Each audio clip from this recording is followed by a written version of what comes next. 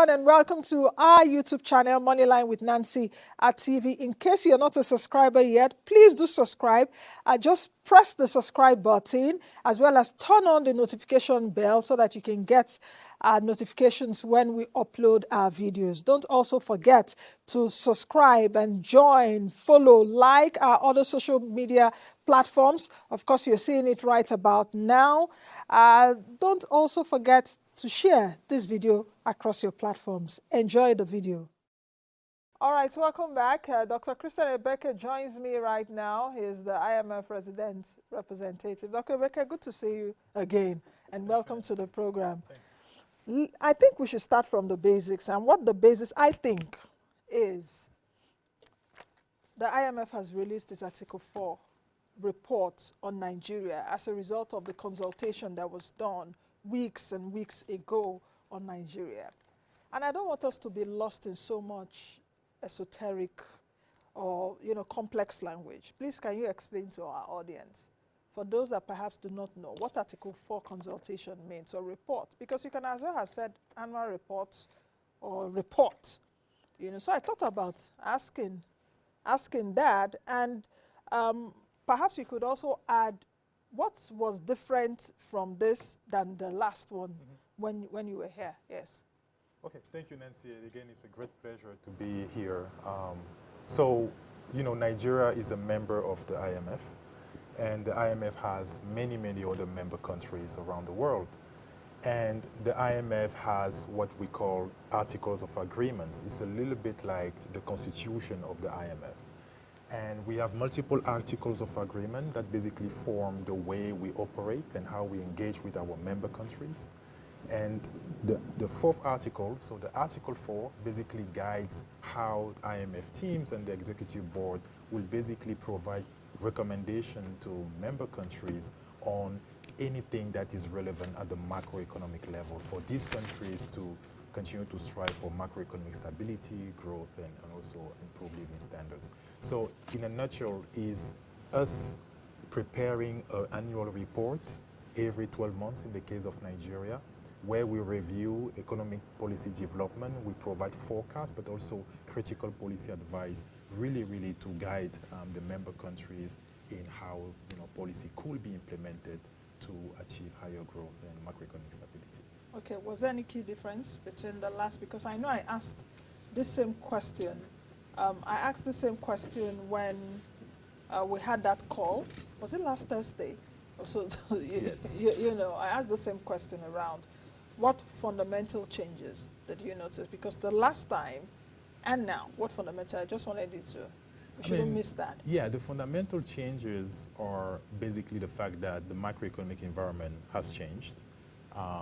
The world economy today is very different than what it was at the same time last year. A little bit more uncertainty, very volatile commodity prices. It matters a lot for Nigeria.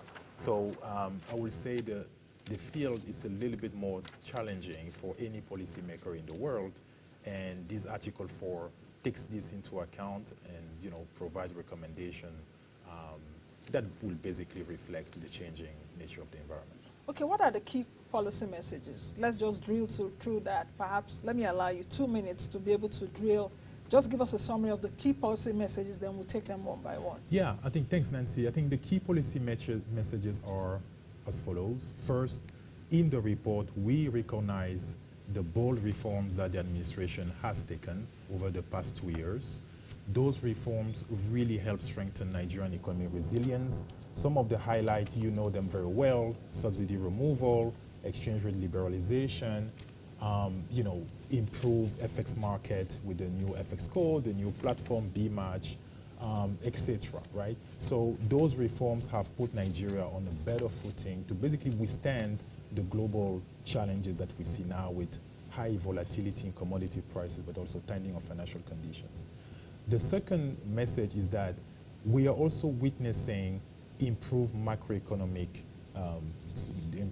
situation for the country. There are some green shoots that we can all point to.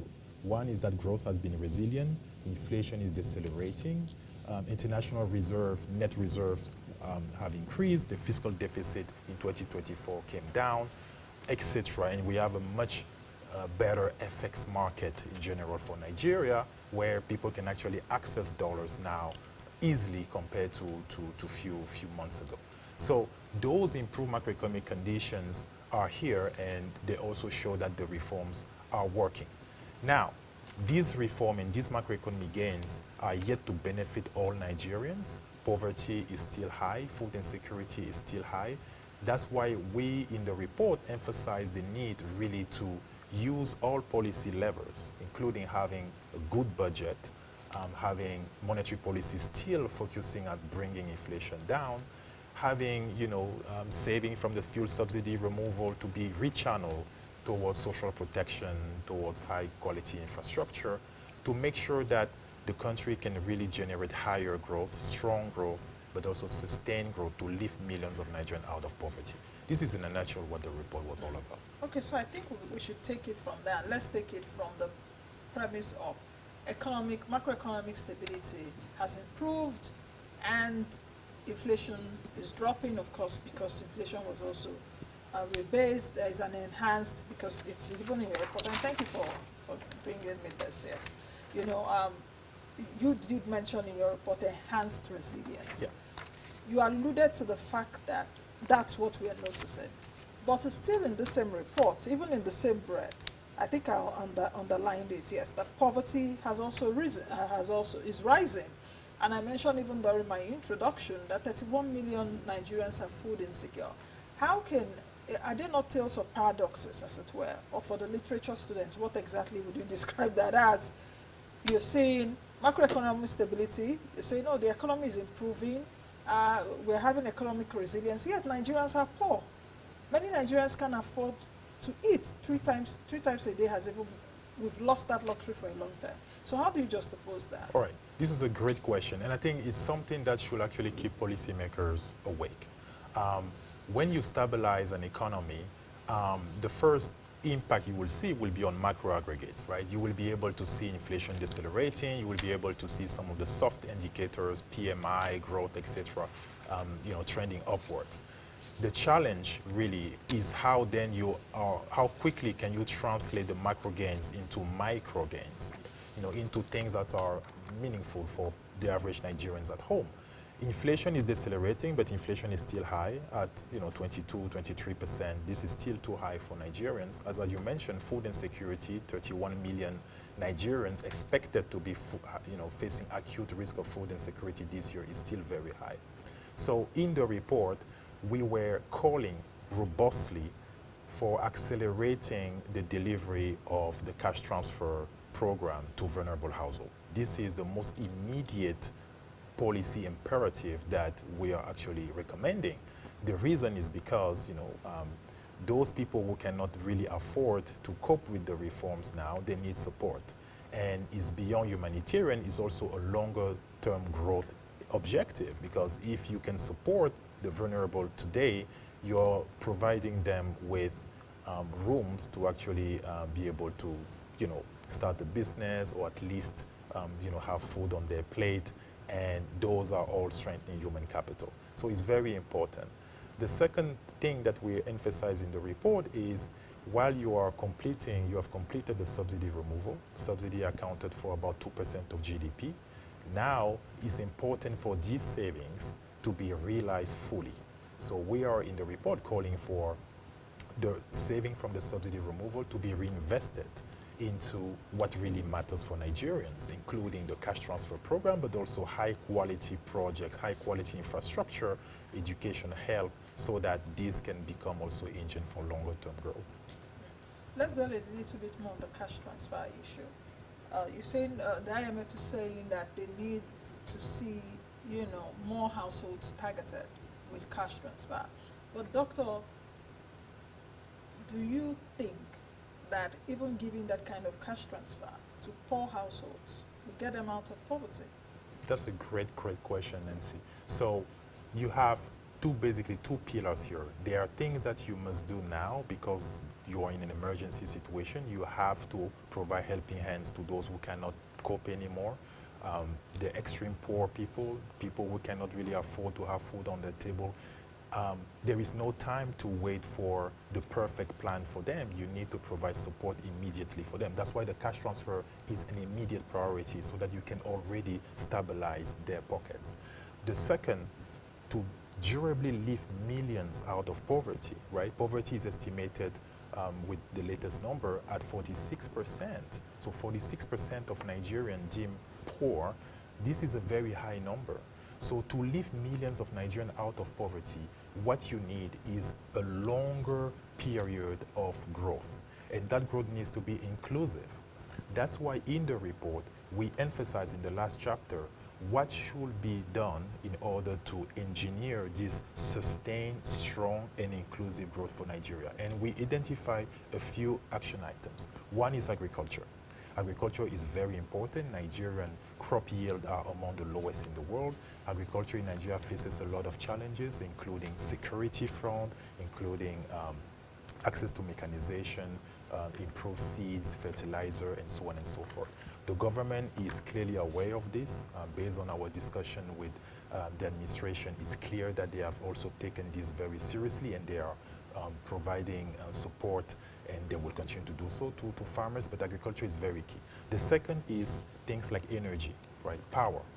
To be able to grow at 7%, which is the target of the administration, you really need to have powers. It's going to be very difficult for a country to be growing just using generators or having unstable electricity supply. So power is very key.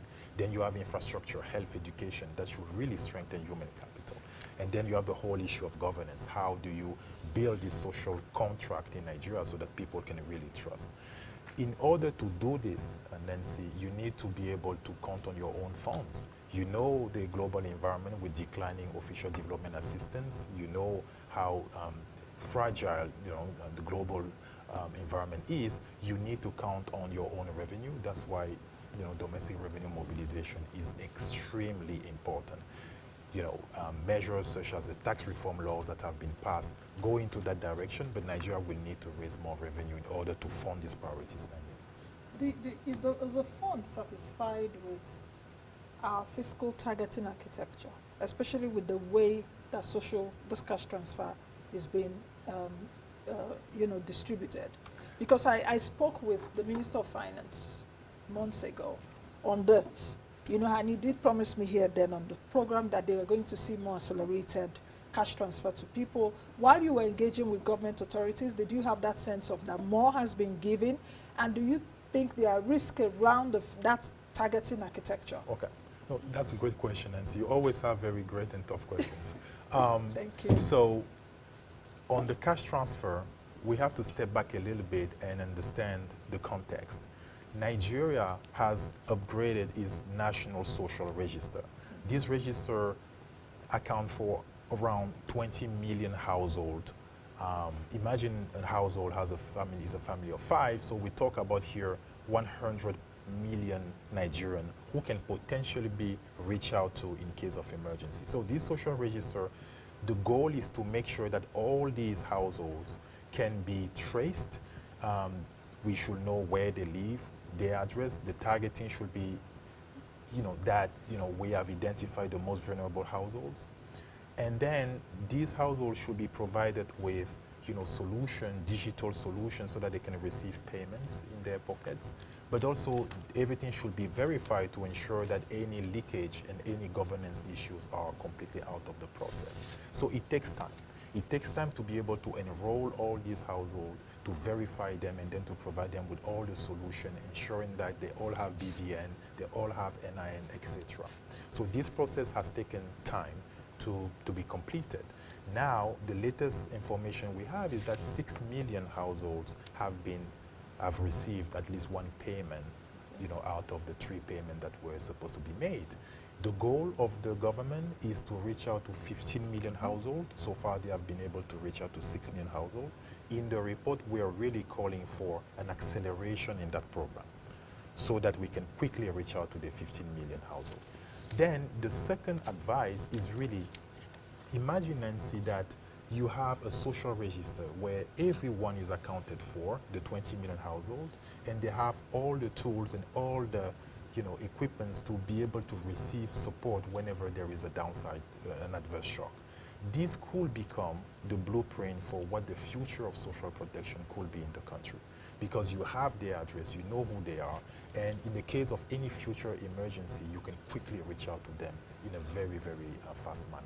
So this is why we are calling for really leveraging on the infrastructure they have and broadening this program as much as possible. Okay, let's go to another sticky issue, which you also mentioned in your report, and that's around budget recalibration. There've been so many questions around this, especially coming from that Nigeria's budget is highly predicated on what happens to oil, and I've even said it here many times on the program. From the IMF surveillance standpoint, do you think that Nigeria's budget framework, the way it is right now, is sufficiently responsive to oil price volatility? And let me also add this. Do you also think that perhaps it's also too rigid to recalibrate mid-cycle? Why I'm asking that question is because sometimes we find it hard, because I have historical perspective to this, that, okay, anytime the government has set a price, something happens. There was even a time oil fell to like $20 when our budget, which year was it? Was it 2020 or so? Our budget stuff was, I think, was it not 75 or 80 US dollars? And it fell to more than that. So is our budget also difficult to recalibrate mid-cycle? I would also add this, Doctor, sorry, because of course you have global perspective. What best practices do you think that Nigeria can adopt in budgeting under a commodity-linked volatility? You've seen it severally. Yeah. Yes. No. This report that we published last week has a lot of work done on the issue of the budget process in Nigeria. There is a companion paper attached to this Article 4 that we call a selected issues paper, where one of the chapters is actually about budget process in Nigeria.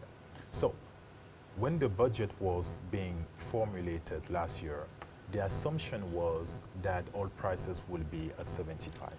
Back then, it was appropriate to have a forecast like that. I think it reflected market conditions. Fast forward to now, what we see is that oil prices are extremely volatile first. It's very difficult to predict, but they're also kind of trending downward. The second assumption was that oil production will average about 2 million barrels a day. When we look at the first months of this year, we are not near 2 million yet. So because the parameters seem to have changed, it's then important to recalibrate the budget in a manner that reflects the new reality. Recalibrating the budget will mean that the administration can carefully look at the stream of revenue, taking into account the fact that hydrocarbon revenue are expected to be lower, but also expenditure. Where can we look at potential savings on the expenditure side so that the deficit does not increase further? But while you recalibrate the budget, it's important also to prioritize. There are certain expenditure that you will have to keep honoring because they are very important for growth. For example, high projects that have highest multiplier for growth, those productive projects should be protected. Same thing for social transfer to vulnerable households. Those things should be protected. So it's very important, and our recommendation in the Article 4 this year is that the deficit should not increase in 2025 compared to 2024. It's important that Nigeria keeps what we call the neutral fiscal stance. So the deficit in percent of GDP in 2024 should not increase in 2025, so that this can actually also help monetary policy in bringing inflation down, because when the deficit goes up, it adds pressure into inflation and makes the job of the central bank also more difficult. So this is one. The second point on the budget, Nancy, is really about the whole architecture, the way the budget is formulated. So Nigeria is unfortunately one of the countries where we see forecast error that are one of the highest among African countries and emerging markets. What does it mean is that every year the revenue projection in the budget always appear to be too optimistic compared to the outturn exposed.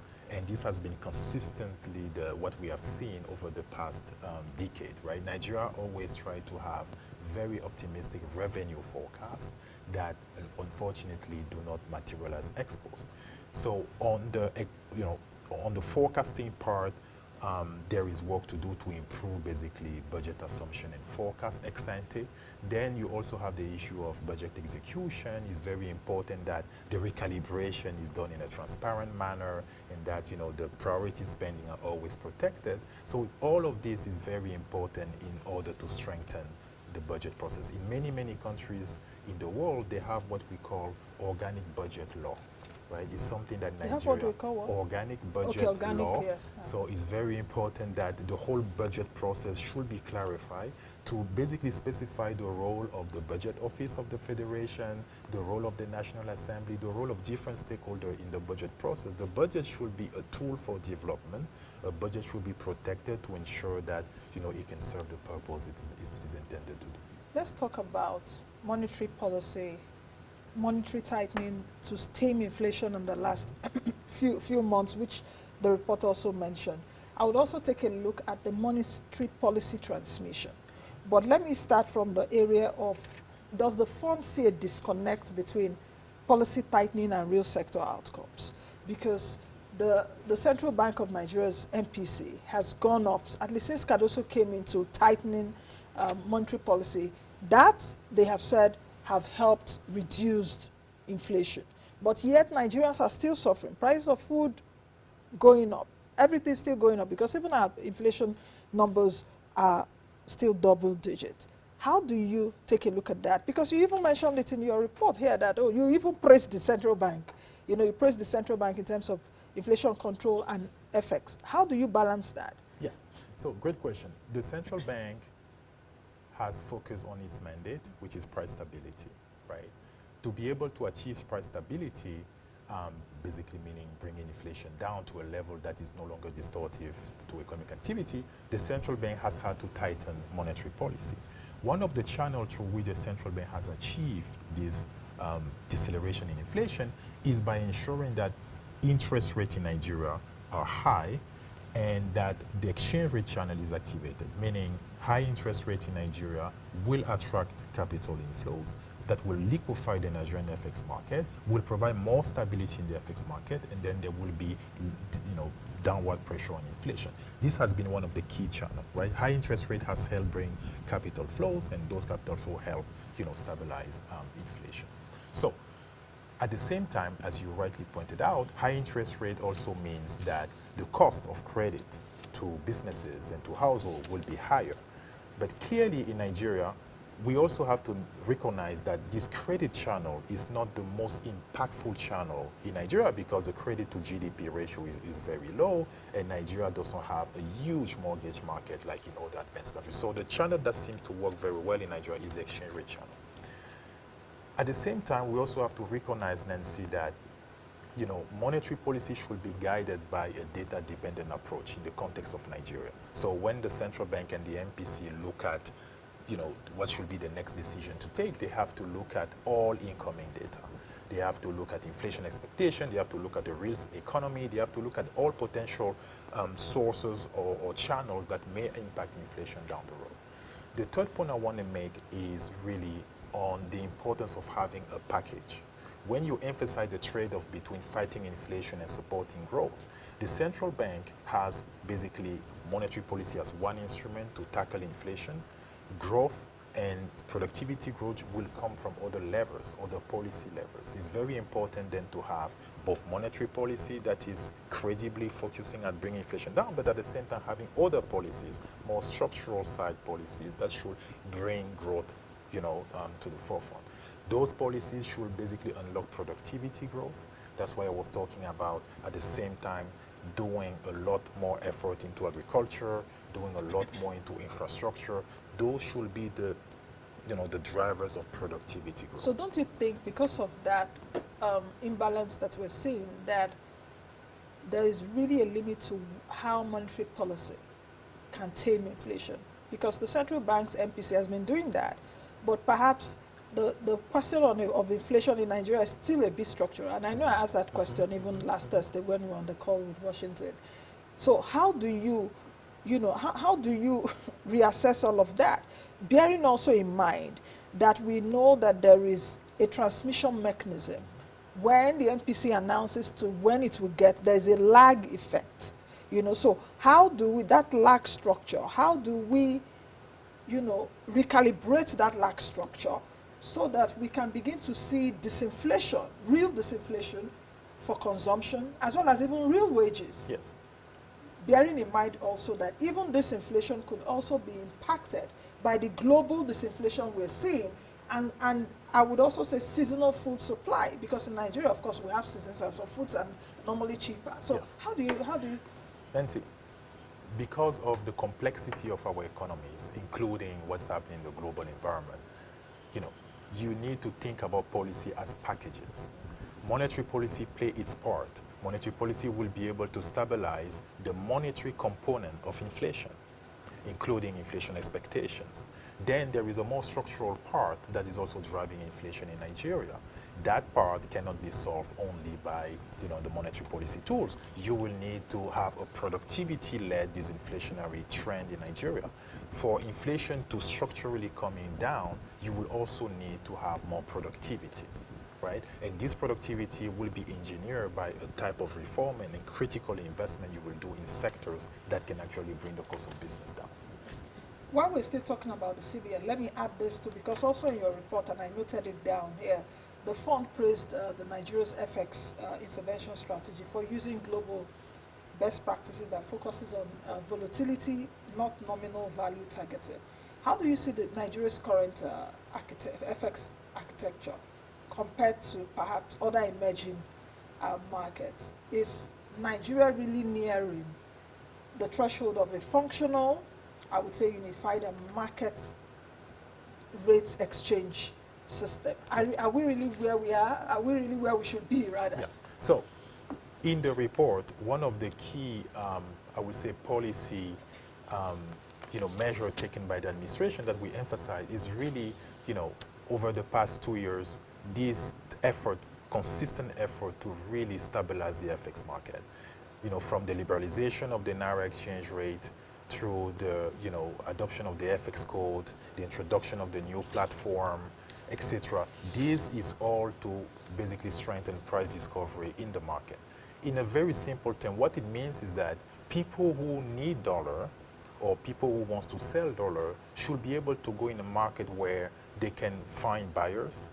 There are no inefficiencies, and the price that is there is really a price that equates, demand and supply. We think that the Nigerian FX market has achieved tremendous progress. The efforts has been substantial, including on other initiatives like what Governor Cardozo is championing, bringing more diaspora remittances into the market, right? So to go beyond, FPI, foreign portfolio investment, but also attracting more diaspora remittances. All of this is really helping liquefy the market.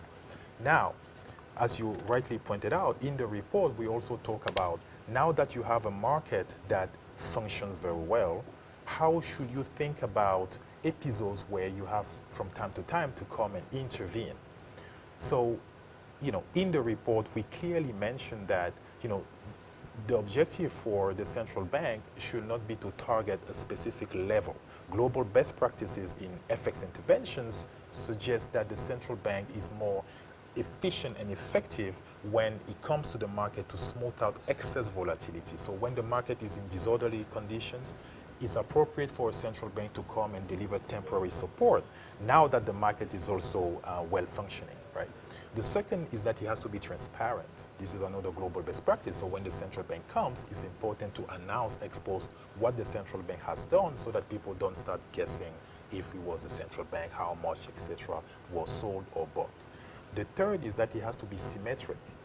Sometimes the central bank can come when the market is in disorderly condition and buy dollars. Sometimes the central bank can come and sell dollars also. So this symmetry is important. But the most important point, Nancy, is that foreign exchange intervention by a central bank in a market should never be a substitute for, the type of right macro policy adjustment you have to do to really stabilize your country. So it should not be only the burden should not be only on the central bank to come in the market and try to stabilize a level, right? The central bank FX intervention framework is just one part of a bigger package that also includes other policies in train to bring, basically stabilize the economy. Okay, we have 2 minutes more, and in concluding, because we've looked at the different issues in this report, I will ask this question around. Of course, Nigeria accounted for 31 million food insecure people, which was noted in the report, despite, they say, improved food output. And I find this a paradox. Why am I finding this a paradox? Because government says that it is, subsidizing agro inputs, perhaps through their quasi fiscal channels. Why do you think that Nigeria is still food insecure and the highest globally, according to the report? Why do you think we're still this food insecure? How do you think that we should approach our food systems reforms, especially in a fiscally constrained environment as Nigeria? Yes. Okay. Very good point, Nancy. There are, as you said before, even for food insecurity, you have the cyclical part of food insecurity because food inflation is still high, right? Food inflation is still high despite trending down over the past few months. And it's good news that food inflation is trending downward, but it's still too high for the vulnerable Nigerians. So this is the cyclical component of that. The second is that food insecurity is still high in Nigeria for other structural factors, right? Availability of food, insecurity has been a huge problem in those food basket region of the country where farmers cannot really, farm as they want to. And also all the issues in terms of the logistics, the supply chain around food, post-harvest losses are still a big problem in Nigeria.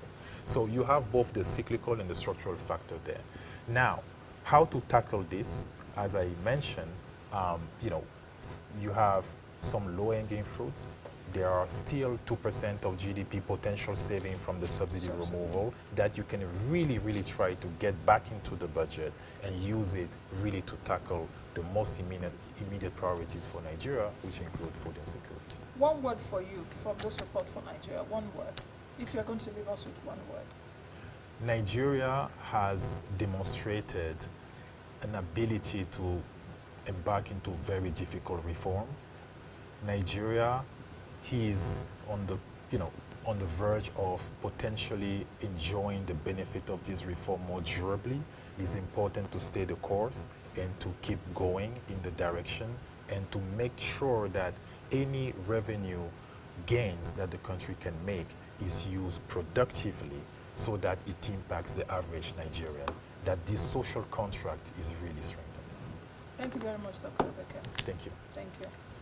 All right, I've been speaking with Dr. Christian Ebeke, who is the IMF Resident Representative in Nigeria, and we've been diagnosing this report released. Of course, you can go to the website, the publications front, and read this report. Quite informative, I must say, a pure diagnosis on what is happening here in Nigeria, and of course, the key policy messages to the authorities. And I hope that the authorities are listening anyway. It's not all uhuru anyway. All right, that's the much we can take on today's edition of the program. Thank you all again for your company. As always, please join me again tomorrow on this station. From I am my team. I am Nancy Naji, be the best you can be and be the change that you want to see. Thank you for making it up to this minute watching the video. Thank you all. Don't forget to subscribe to our YouTube channel, Moneyline with Nancy TV. Like, follow all our other social media platforms where we keep you up to speed with fantastic interviews, as well as markets, personal finance, business, and economy information. This is the best place to be. I'll see you all again in the next video.